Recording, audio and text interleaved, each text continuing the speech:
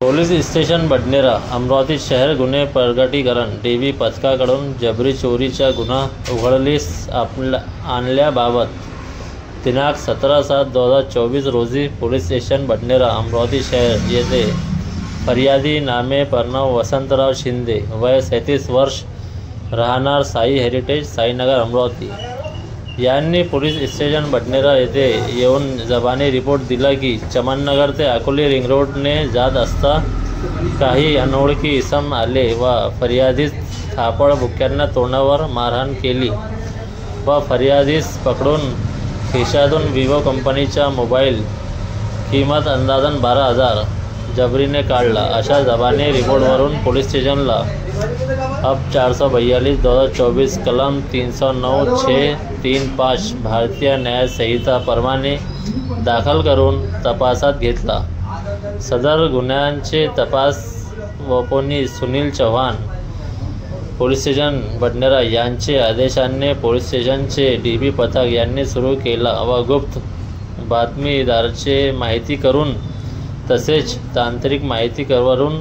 आरोपी नामे मयूर महेंद्र पंडित वय 21 वर्ष राहणार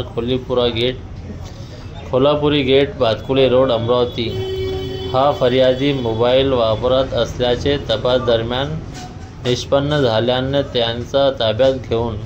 विचारपूस केली असता त्यांना सांगितले की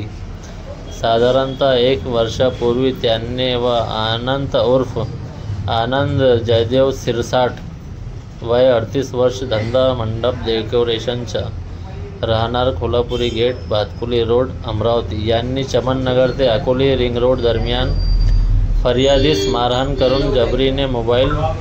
हिसकावून घेऊन गेल्याचे सांगितले। त्यावरून आरोपीस ताब्यात घेऊन